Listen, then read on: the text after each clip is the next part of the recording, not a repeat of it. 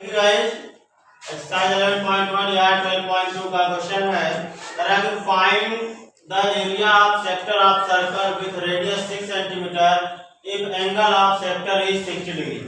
कहने का मींस है कि रेडियस गिवन है तो r की वैल्यू आपका 6 सेंटीमीटर है और थीटा की वैल्यू जो एंगल है थीटा वो कितना डिग्री है 60 डिग्री है। अब आपको फार्मूला याद है area of sector, area of sector equal to होता है pi r square theta upon 360 degree. यहाँ वैल्यू पुट करेंगे तो पाई की वैल्यू 22 अपॉन 7 इंटू आर की वैल्यू आपकी 6 इंटू 6 इंटू थीटा की वैल्यू क्या है 60 और डिवाइड बाई आपका है डिवाइड बाई कितना है 360। ठीक है, अब एक जीरो से एक जीरो क्या कैंसिल हो गया, 6 6 जा 36 और 6 1 जा 6 कैंसिल हो गया। अब इनका मल्टीप्लाई करेंगे 6 2 या 12 6 2 या 12 113 अपॉन क्या हो गया 7। आप यही इसको छोड़ सकते हैं, आपका यह सेंटीमीटर स्क्वायर हो गया। ओके गाइस, इसका सेकंड क्वेश्चन है, ये क्वेश्चन नंबर सेकंड है कि find the area of quadrant of a circle whose circumference is 22 centimetre. Quadrant का मतलब होता है चतुर्थाई, मतलब चौथा भाग इसको बोलते हैं, एक सर्कल का चौथा पार्ट पूछ रहा है। तो ध्यान रखिएगा जिस क्वेश्चन में अगर बड़ा वैल्यू जो दिया हुआ अगर सरकमफ्रेंस है तो सरकमफ्रेंस की वैल्यू लगाएंगे, अगर एरिया है तो एरिया की वैल्यू लगाएंगे। ठीक है, जो गिवन है उसी फॉर्म लगा देंगे, सरकमफ्रेंस वही लगाएंगे, circumference CIRCU circumference of circle equal to होता है आपका 2 पाई r। तो बच्चों सरकमफ्रेंस दिया है 22 है, या हो गया 2 पाई r। पाई की वैल्यू रखिए 2 into 22 upon 7 into r is equal to 22। 22 से 22 क्या हो गया कैंसिल, यहाँ हो गया 1 7 1 जा 7 तो 2r is equal to 7, r is equal to हो जाएगा 7 अपॉन 2, r की वैल्यू मिल गई। अब निकालेंगे area of quadrant. Quadrant means क्या हो जाएगा area of circle divide by 4।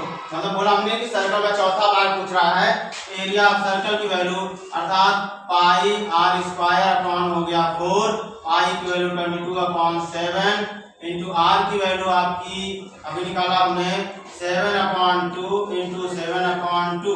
ठीक है, और आपका क्या है इंटू यहाँ 4 है, ये इसको आप लिख सकते हैं इंटू 1 अपॉन 4 लिख सकते हैं। ठीक है, अब देखिए 7 7 कैंसिल हो गया और यहाँ पे 2 से इसको कट करेंगे 11 हो गया, तो 11 7 जा 77 अपॉन 4 2 जा 8। ये आपका आंसर हो गया centimetre square. Okay guys, question number third, the length of the minute hand of a clock is 40 cm, find the area swept by the minute hand in 5 minute. जैसे देखिए आप लोग घड़ी देखे होंगे ना, तो जो घड़ी होती है ये सर्कुलर है, तो ये 12 है और यहाँ पे 1 है। ध्यान रखिएगा, तो 1 मिनट हैंड की बात कर रहा है, तो 1 मिनट में कितने डिग्री 6 डिग्री का एंगल बनता है। तो ध्यान रखिएगा 5 मिनट है, यहाँ पे 1 मिनट इज इक्वल टू कितना डिग्री एंगल 6 डिग्री एंगल बनता है। तो 5 मिनट में क्या हो जाएगा, 5 मिनट्स में हो जाएगा 5 इंटू 6 इक्वल टू कितना हो गया 30 डिग्री का एंगल बन जाएगा। तो 30 डिग्री का एंगल अर्थात थीटा की वैल्यू हमारी क्या हो गई 30 हो गई। और जो क्लॉक हैंड है अर्थात जो ये सुई है मतलब रेडियस जो दिया हुआ है वह कितना है 14, आर की वैल्यू दिया है 14 सेंटीमीटर। ठीक है, find the area swept by the minute hand in 5 minute. तो अब देखिए यहाँ से 5 मिनट की बात कर रहा हूं, मींस यहाँ से 5 मिनट की बात कर रहा था, इनके मींस 30 डिग्री का एंगल बना हुआ है। ठीक है, तो मींस ये सेक्टर लग गया आपका, यहाँ पे आप लगा देंगे एरिया स्वेप्ट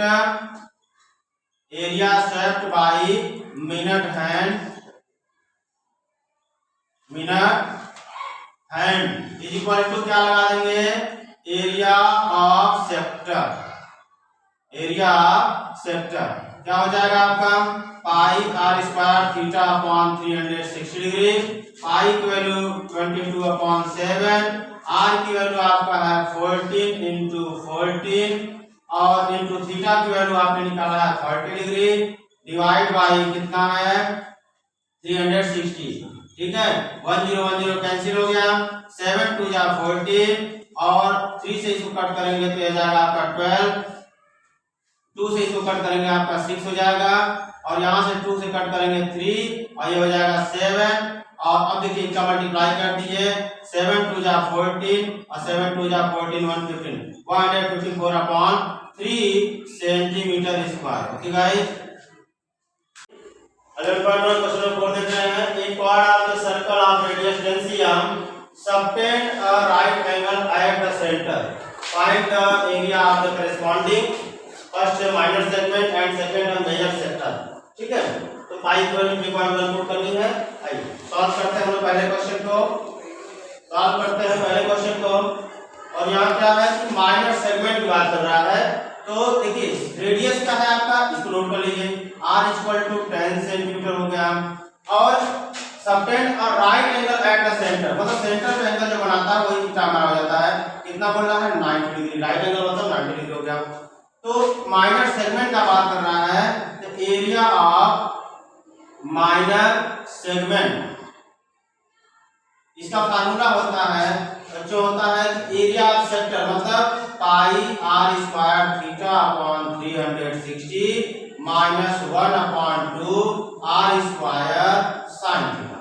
ठीक है, यहाँ से हम लोग पुट कर देंगे पाई की वैल्यू 3.14 इंटू r की वैल्यू आपकी है 10 इंटू 10 इंटू थीटा की वैल्यू है 90 डिवाइड बाई 360 माइनस आपका हो गया 1/2 इंटू 10 इंटू साइन क्या हो गया 90 हो गया। ठीक है, इसको देख लीजिए फिर से आप, एक लाइन और 3.14 into 10 into 90 upon 360 minus 1/2 into 10 into sine 90 की वैल्यू क्या होती है 1 होती है, साइन 90 की वैल्यू 1। अब देखिए तो इसको कट कर दिया, 2 5 जा 10, यहाँ हो गया आपका 0 0 कैंसिल, 9 4 जा 36, 2 2 जा 4, 2 5 जा 10, 2 1 जा 2, 2 5 जा 10। यहाँ पे आपको हो जाएगा 3.14 इंटू 5 5 जा 25 माइनस हो गया आपका 5 10 जा 50। इनका मल्टीप्लाई 25 चौके 100 और 25 से करने में 25 10 35, 3 कैरी हो जाए 25 यहाँ 75 3 78 हो गया। 2 डिजिट डेसिमल है, माइनस क्या हो गया 50 हो गया, लेस कर देंगे तो आपको हो जाएगा 28.50 सेंटीमीटर स्क्वायर। ठीक है, ये पहला आ गया। अब दूसरे को लोग सॉल्व करते हैं हम लोग। दूसरा है मेजर सेक्टर। तो देखिए ये सर्कल देख लीजिए आप लोग, मेजर सेक्टर की बात कर रहा है। ठीक है, तो सेक्टर जब बात करेगा मेजर सेक्टर, इसका मतलब जैसे ये माइनर हो गया आपका, ये माइनर हो गया, अगर ये 90 बोल रहा है तो मेजर का मतलब ये बाहर वाला लेता है, जब बाहर वाला ले रहा है तो टोटल एंगल कितना होता है 360 होता है। तो 360 में से क्या कर दिया जाएगा, 360 में से इस 90 को लेस कर देंगे, आपका हो जाएगा 270। तो थीटा की वैल्यू यहाँ पे मेजर के लिए 270 रखेंगे। ठीक है, यहाँ पे क्या आएगा थीटा = 270 डिग्री एंड r की वैल्यू वही है। तो एरिया ऑफ